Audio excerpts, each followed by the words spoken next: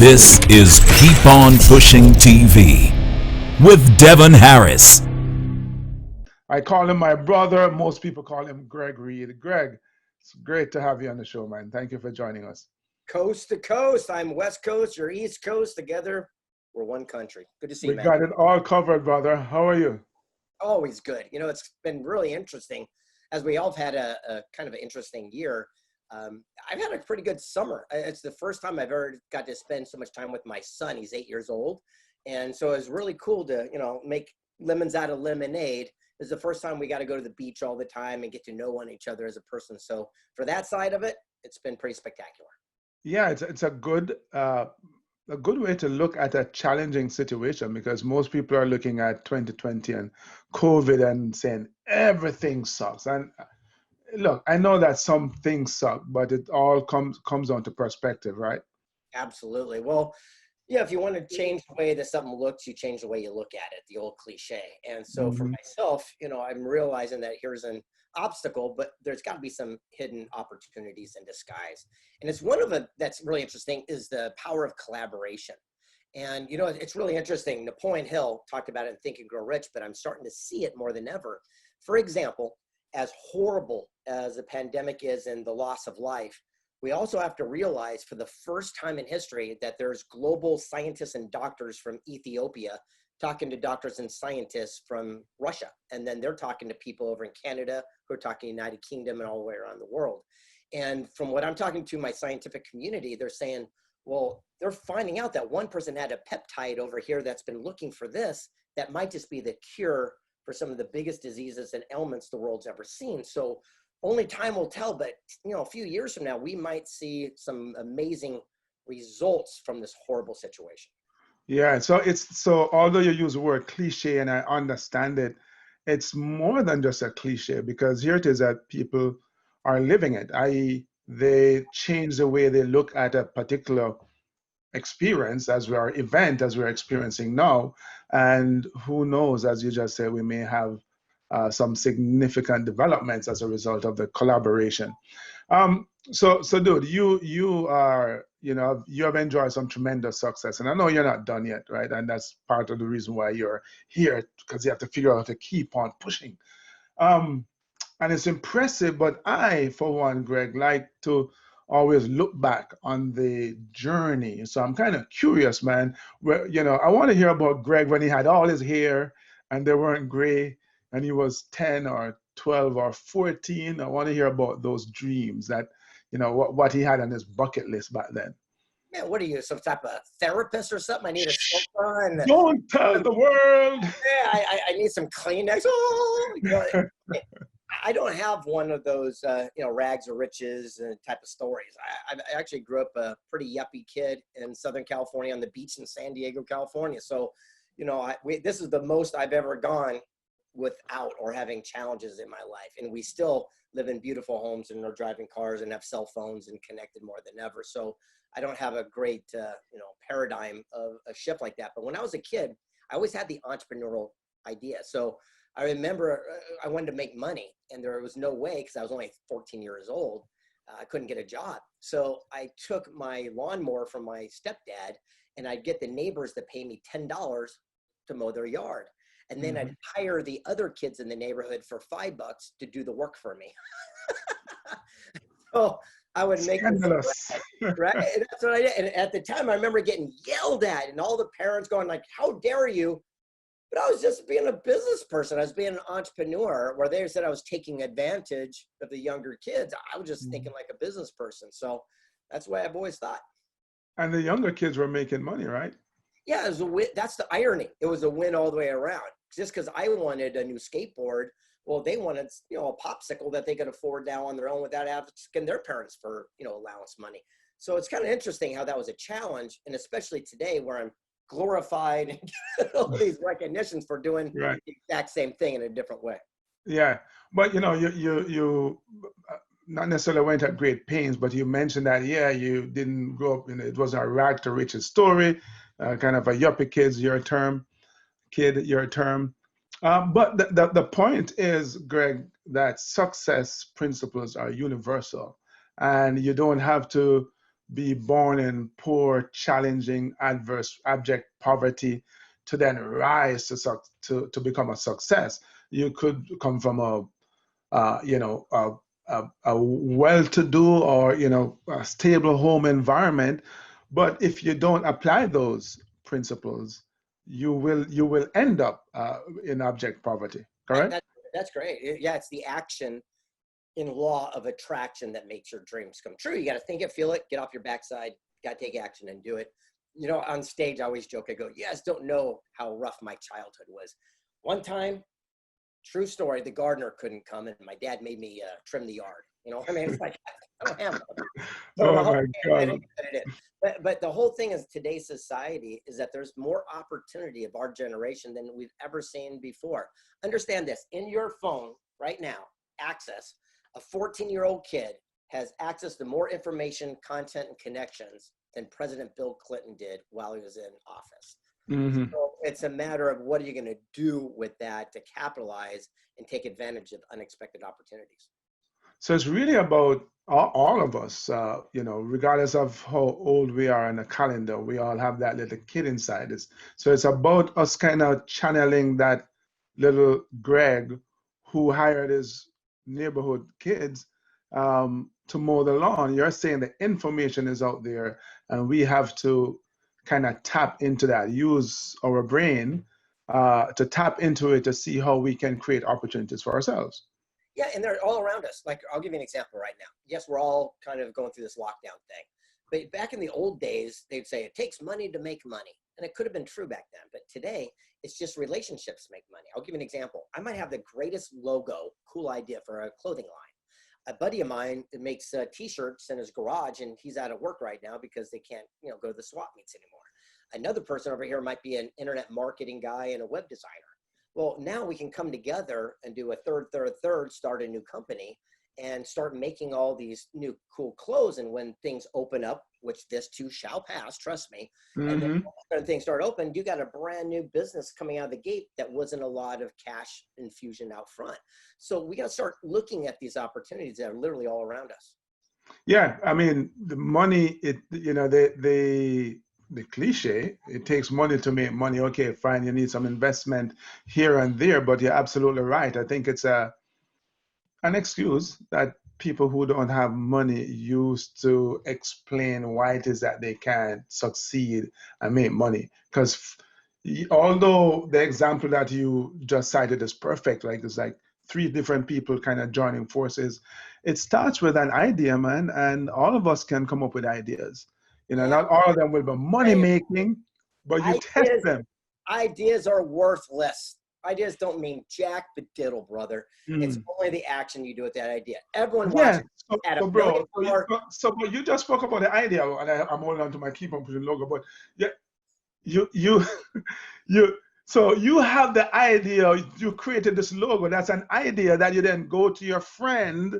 Yep. So it starts with the idea, it doesn't end there. And I love what you said, right? The action and law of attraction, right? It's not sitting there going, expecting manna to fall from heaven, right? You kind of have to get up and go create the manna. And so let me keep going here because I'm having a good conversation.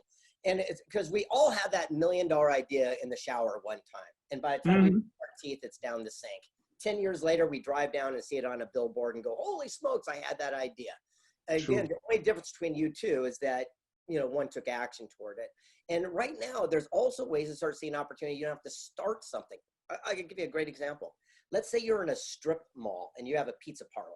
In the corner of that same strip mall is a liquor store, and you guys don't like each other. You're always fighting over parking spaces, and you just don't like each other. Well, what if through this time we draw a line and we have a truce?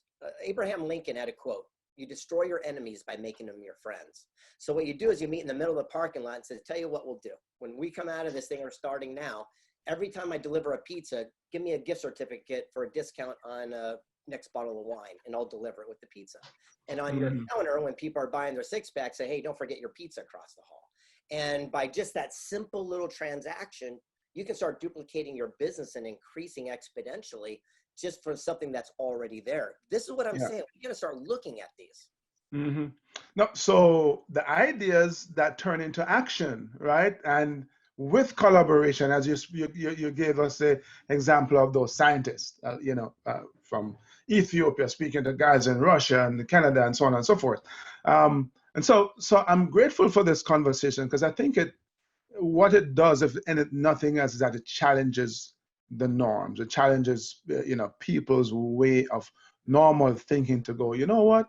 These opportunities are already around me. I just have to, yeah, get up and off my hands and open my mind. Yeah, there's a restaurant chain in America, as you know, called Chick-fil-A restaurants, and it's huge. And I sat down with the founder. His name's Truett Cathy, and I said, I want to be a billionaire like you. What do I do? He says, oh, that's easy, Greg. He goes, stop planning. I go, what? I go, that goes against everything we're taught. He said, well, Yeah. he goes, last year you had a lot of plans. I go, yeah. I go, how did that work out for you? Everyone hmm watching this, last year you had plans. How did that work out for you? He says, capitalize on unexpected opportunity, but take action to move forward. And I said, what do you mean? He goes, if I'm on my sofa in my living room and I want to get to the end of the street, I have to have stickability, the goal that I'm not going to stop till I get there. He goes, but a planner is going to plan every step. We're going to pause, take a break. If a sprinkler comes on, it throws off their plan, they run back to the sofa. He goes, I'm hmm looking for opportunity. Did a kid leave a skateboard or a bicycle out that I could borrow and make my journey shorter? If I get lucky, I'll wave down a neighbor driving by and hitch a ride to the end of the street. Either way, I'll get to my goal. I just don't mind how it has to happen. Yeah, yeah. And that's one of the key differences, I would say, between achievers and not so achievers. Because you're right, they sit there trying to make the plan, to create a plan and make it as perfect as possible. And I mean, he's a billionaire, so probably he knows, I'm sure he knows a whole lot more about making money than I do. I think you have to have some kind of plan, but if you sit there waiting to make the plan perfect, as opposed to getting started and perfecting the plan as you go, finding that bike or waving down the neighbor and so on, you'll never get anywhere. And so I agree with you, man. Get up Let's and go. right, but let's talk about that. There's a Yeah. difference between it's just such one of those semantic things. What we're saying is you have a strategy, but not stick to the exact plan because plans change, and that's what a strategy is. So, for example, it is impossible for you to take off from New York and land in San Diego in one exact course. It's impossible. Mm. It's not going to happen. What's going to happen is you're going to go up and you're going to have all these things and weather changes and go down low or whatever, and other planes are coming in. So what's going to happen is, yes, you have a strategy and that's where you're going to go, but you're going to adjust along that direction. And that's the way Mm-hmm. all success is. So we're saying is that have the strategy, have stickability. You won't quit till you get there, but just don't get so caught up on that analysis paralysis of the plan. All right. So stickability, don't get quit. Now you're kind of crawling into my wheelhouse, boy. So I talk to people all the time and I say, hey, successful people quit all the time. And then I get, what are you talking about? You're Mr. Keep on pushing, Mr. Don't quit, persistence, right? They quit all the time on the plans. They change plans all the time because the plan ain't working, not the goal, not the vision, right? They want to get to California, that hasn't changed. But how they get there, the route they take, even the mode of transportation that they use will change, right? Exactly. It's the same thing as today. If you're going to drive your kids to school and you know you're going to get them from here to there, there is 0% chance you can plan the exact lane that you're going to be in and how it's not going to happen because someone's going to Right. be, it just doesn't work that way. So we have to start, realizing, yeah, have a strategy, have an organization, then adjust along the way. Okay, we're on this topic too long. Make it easy. You talked about it earlier. I'm going to give somebody a great nugget. So I went around the world and interviewed all these people worth $100 million to $1 billion. And the greatest aha I got was not from a billionaire. It was one from my best friends named Mark Anthony Bates. And he taught me something called CPC. Now, people watching this is my nugget. This is your big takeaway. So you have to wait till you get it. Here's what it is. It's an acronym that stands for clues, C, P, patterns, C, choices. It's about accountability and responsibility for things that happen. Stop blaming other people. It's your fault. It works like this. If I go out on a first date, I'm 57 years old and I'm a single guy and she's 20 minutes late. Well, that is the first little red flag and that's a clue. But if I go on the 5th, 6th, 7th date and she's consistently 20 minutes late, that forms the pattern. Now it's my C choice whether I deal with it, yell at her, adjust, but it's not her fault. She's just late. Stop trying to blame people or make them fit into your little box. The biggest challenge is we try to change people and then we get frustrated. It just doesn't work. How many times does that ever work? It's like seeing someone in business with a bad reputation. They cheat your best friend. You do business thinking, oh, it'll be different for me. When things go wrong, you're mad at the person. You saw the clue, you saw the pattern, you made the choice. It's like seeing a rattlesnake rattle, bite your kid's sister, you go to pet it, get bit, and you're mad at the snake. Start realizing the most successful people see these clues, they see a pattern, and then they make their choices instantaneously. That's how they can adjust and adapt along their journey. Yeah, so that's a really keen insight because you're right. People don't like to take responsibility for the results that they create, and it's not that they miss the clues, though, Greg. It's that they ignore the clues, and I think we have this. I can't agree with you on that one. I think Don't we ignore the clues? no, because here's what happens. What happens is in looking back in life, we never regret a relationship that went bad or a business deal that went bad. We just are mad that we stayed in too long because we knew to get out. That's the bottom. Well, you do have a point there. I mean, I guess we agree to disagree. I think sometimes we miss the clues. Most times we ignore because you have that sixth sense that, well, something isn't right. Something isn't adding up. One and one don't necessarily make two. You go, it's probably nothing. And then the relationships may not work, and I agree with you that you kind of regret staying there too long because there was a part when it was really fun, regardless of what the nature of that relationship is. But let's talk about, because you talk about collaboration and stickability and ideas and taking action. You have written, collaborated, been mentioned in 100 books. I'm still trying to make my first, and but. And I knew I did better than a D in high school in English. You got a D. What's going on? Talk to me. Well, I can't really spell. It's just hard for me to read. I'm dyslexic, and yet I'm this author. Check this out. They just gave me a star on the Walk of Fame in Las Vegas Strip next to all the celebrities for being an author for a guy who can't read. Go figure, right? Yeah. And the secret is you work your strengths and you hire your weaknesses. Work your strengths, hire your weaknesses. So for example, when I wanted to go to Africa and climb Mount Kilimanjaro, I did not ask a dope smoking surfer here in California to take me to the roof of Africa. I found the porters that had climbed it 900 times. Wherever they put their boot print, I put my boot print. Same thing when I wanted to be a best-selling author. I didn't go to the bookstore and get the best written books. I didn't want to be a great writing author. I want to be a best-selling author.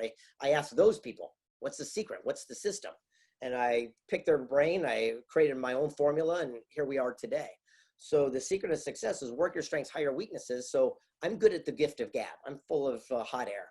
So I get ghostwriters and editors to sit next to me and record what I'm saying, and then they'll craft them in a way people will want to read it. I'll give you an example. We talked about earlier about the thing. So I'm 14 years old. I want a bike. I get off my butt. I mow lawns. I make money.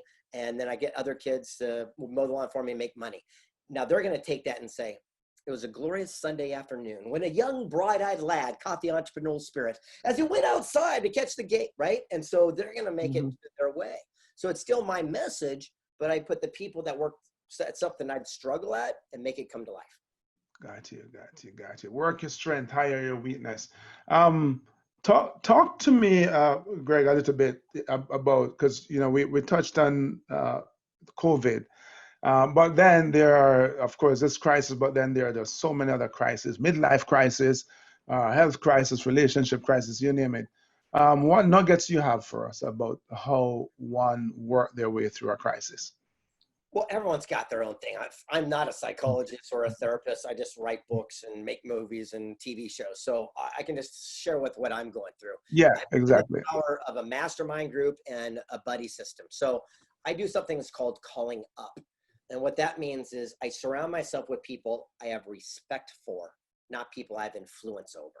So when I'm going through challenges, I'm not going to ask someone else who's going through the same challenge. What I'm going to do is go through someone who's got through that challenge and ask them for guidance. So for example, if I wanted to start a brand new restaurant chain, a good friend of mine, Gene Landrum, started Chuck E. Cheese, but he did it 40 years ago. I wouldn't ask him. I'd go to whoever's doing Five Guys or In-N-Out or whatever the hot trend is and ask them for guidance because they're doing it today. And that is the true definition of how you get through things, is by surrounding yourself with people you have respect for, not those you have influence over. And by the way, I got that from Ruben Gonzalez, our buddy, the Olympian. Oh, really? Yeah. Yeah, I haven't spoken to him in a while, but you know, that's another story. But so, you know, talking about just kind of reaching up to people you respect and, you know, collaborating and so on. I mentioned earlier that you have created one of the most successful, sought after business networking groups, Secret Knock. Talk to us about Secret. Well, yeah, that started as a kind of a joke, to be honest with you. So my full-time job is I travel around the world to meet the most powerful, influential people, and then I tell their stories in books and film. And people kept saying, how do I meet your friends? And so I said, well, in my living room, I'll bring in a couple of them. You can, you know, hang out with them. And 12 people came. And they go, do we need a ticket? I go, no, just knock on the door. Bum, bum, bum, bum. I'll know it's you. It began to And now we're Forbes, Inc. Entrepreneurs, you know, acknowledged top event and business thing in the entire world for networking. And we're going to do our next one in March. And our concept is, instead of coaches and teachers and mentors, what if we just brought in the person who did it? So if you've got an idea for a clothing line, like we were talking earlier, we'll come hang out with the founder of a multi-billion-dollar brand, UGG boots. If you got an idea for an invention, well, here's the guy who created the magnetic strip on the back of a credit card. Yeah. Idea. What would it be like if you hung out with the people that are actually doing it, and you don't watch them on stage? You can have, as you know, eat tacos and have a beer with them during breaks and lunches, and you get to socialize with them as a one-on-one peer.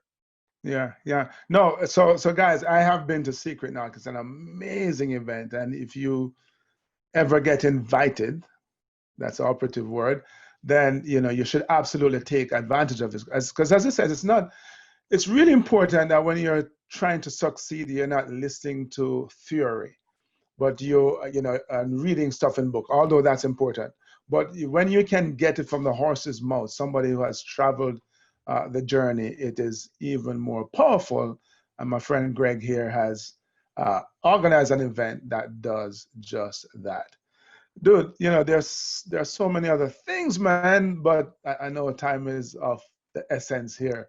We're gonna have a part two, I think, but you definitely epitomize a keep on pushing spirit, my friend, because you're not just sitting there going, woe is me. You're, as you're saying, looking at the clues and the patterns and taking responsibility. So thank you for that shining example and for sharing your wisdom and your experiences with us. Anything, anytime for you, man. You and I are brothers for life, and I'll see you all soon. Bye. It's all good. Stay well.